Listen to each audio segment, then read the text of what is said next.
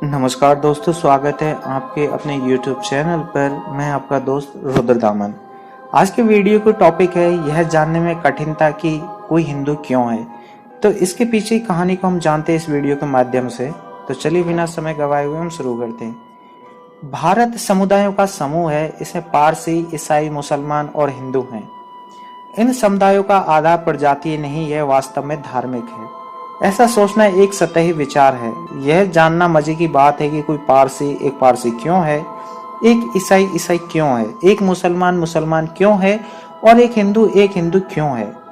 पारसी, ईसाई और मुसलमानों के बारे में तो ठीक है। आप किसी पारसी से पूछे कि आप पारसी क्यों कहलाते हैं, वह सहजता से आपके प्रश्न का उत्तर दे देगा।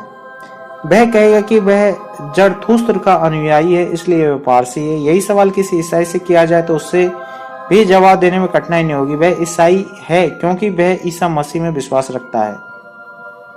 यही सवाल किसी मुसलमान से किया जाए, उसे भी इसका जवाब देने में संकोच नहीं होगा। वह कहेगा कि वह इस्लाम में विश्वास करता है और इसलिए वह मुसलमान है। यही प्रश्न आप अब किसी हिंदू से पूछेंगे तो निसंदेह वह असमंजस में पड़ जाएगा और जवाब ढूंढ ही नहीं पाएगा। यदि वह कहता है कि वह इसलिए हिंदू है कि वह उसी देव की आराधना करता है जिसकी हिंदू समाज करता है, उसका यह उत्तर सही हो ही नहीं सकता, क्योंकि हिंदू किसी एक ही देव के उपासक नहीं है। कुछ हिंदू एकेश्वरवादी हैं, कुछ बहुदेववादी हैं और कुछ सर्वेश्वरवादी हैं। यहाँ तक कि जो एकेश्वरवादी हैं वे भी किसी एक ही देव की अर्चना नहीं करते। कुछ विष्णु की उपासना करते हैं, कुछ शिव की उपासना, कुछ राम और कुछ कृष्ण की। कुछ नर भगवानों की पूजा नहीं करते, वे देवी की पूजा करते हैं। इस पर भी वे समान देवियों की पूजा नहीं करते, वे विभिन्न देवियों की पूजा करते हैं। कुछ काली की उपासना करते हैं, कुछ पार्वती की और कुछ लक्ष्मी की।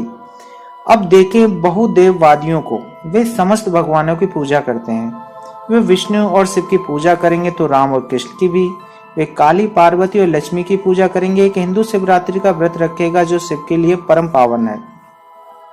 वह एकादशी के दिन व्रत रखेगा जो विष्णु के लिए पवित्र है। वह शिव की प्रसन्नता के लिए बेल वृक्ष रोपेगा और विष्णु की अर्चना में तुलसी। बहुदेववादी पूजा अर्चना के विषय में केवल हिंदू देवी देवताओं तक ही आस्थावान नहीं है। हिंदू को मुस्लिम पीर अथवा ईसाई प्रभु की पूजा से भी कोई संकोच नहीं। हजारों हिंदू मुसलमान पीरों के मजार पर चादर चढ़ाते हैं। दरअसल कुछ स्थानों पर मुसलमान पीरों के पुजारी वंशानुगत रूप से ब्राह्मण हैं और वे मुसलमान पीरों जैसे अल्फी पहनते हैं। हजारों हिंदू बम्बई के पास ईसाई देवी माउंट मौली की पूजा करते हैं। मुस्लिम और ईसाई देवताओं का सिजदा जो केवल विशेष अवसरों पर ही किया जाता है, बल्कि उनमें कुछ सतत आस्थाएं भी हैं। अनेक ऐसे हिंदू नामधारी व्यक्ति हैं जिनकी इस्लाम में आस्था है। इनमें से अनेक ऐसे लोग मिलेंगे जो पवित्र पंच प्रिय पंथ के अनुयायी हैं। वे 5 मुस्लिम पीरों के मुरीद हैं जो स्वयं गुमनाम हैं। उन पर मुर्गे चढ़ाते हैं। उनका प्रयोजन वैसा ही लगता है जैसे मुस्लिम फकीर दफाली का था। पूरे भारत में ऐसे हिंदुओं का अभाव नहीं जो मुसलमान के मजारों दरगाहों की जियारत करते हैं, जैसे पंजाब का सखी सरोवर। मलकानों के बारे में ब्लंट ने कहा है कि आगरा और आसपास के जिले में, मुख्य रूप से मथुरा, एटा और मैनपुरी जिले में, वे हिंदुओं से मुसलमान बने। वे राजपूत, जाटों और बनियों के वंशज हैं। वे आमतौर से अपने को मुसलमान नहीं गिनते, बल्कि अपनी मूल जाति गिनाते हैं। कभी कभी स्वयं को मलकाना कहते हैं। उनके नाम हिंदू जैसे हैं और वे मंदिरों में पूजा करते हैं। वे अभिवादन में राम राम करते हैं। उनका शादी विवाह मुख्यतः आपस में ही है।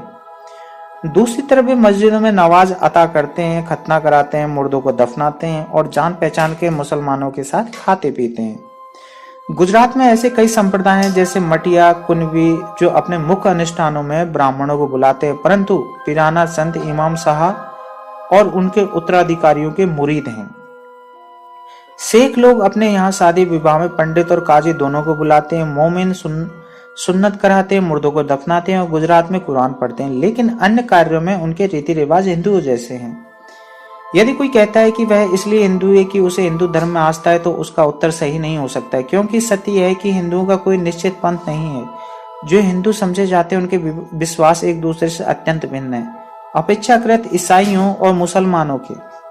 हिंदुओं की मूल धार्मिक आस्थाओं भी भिन्न भिन्न है। कुछ कहते हैं कि सभी हिंदू शास्त्रों में स्वीकार हैं, परंतु कुछ हिंदू तंत्रों का तिरस्कार करते हैं।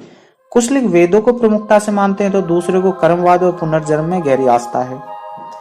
पंथों और सिद्धांतों का मिश्रित समूह ही हिंदुत्व है। इसकी छत्र छाया में पलते एकेश्वरवाद, बहुदेववाद और सर्वेश्वरवाद, महान देवता शिव और विष्णु के उपासक अथवा उनकी नारी प्रतिरूप, साथ ही देवी मात्र शक्तियों, वृक्ष, चट्टानों और जलधाराओं में बसी हुई आत्माओं और संरक्षक ग्राम्य देवताओं के उपासक हैं।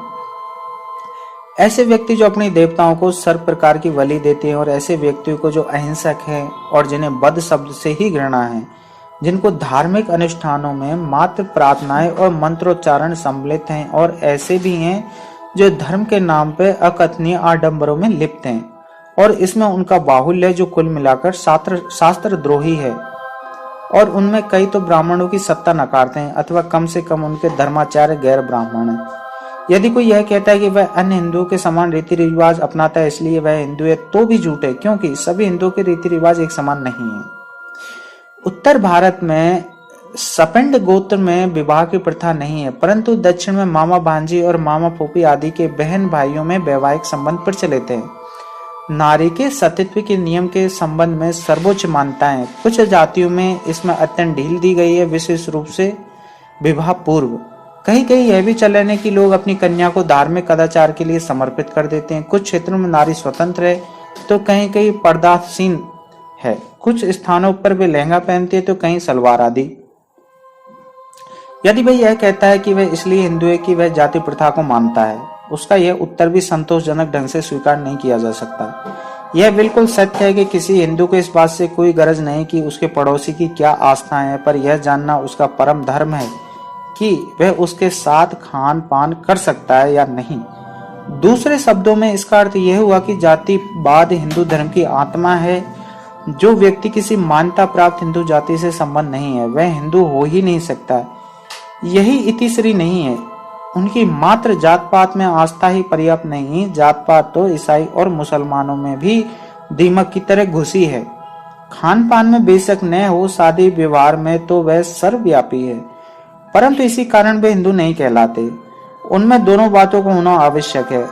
उसे हिंदू होना चाहिए और जात पात में विश्वास रखना चाहिए। अब फिर वही प्रश्न उठता है कि हिंदू कौन है।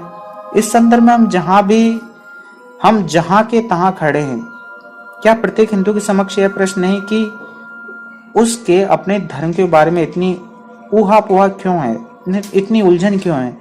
वह ऐसे मामूली सवालों का जवाब क्यों नहीं देता, जिनका उत्तर प्रत्येक पारसी, प्रत्येक ईसाई और प्रत्येक मुसलमान के पास है? क्या यह समय नहीं कि वह आत्म अवलोकन करे कि क्या कारण है जिसके फलस्वरूप वह धार्मिक अव्यवस्था उत्पन्न हुई है? इसके विचार आप लोग दोस्तों अपने कमेंट्स में जरूर दें। मिलते हैं एक और दूसरे वीडियो।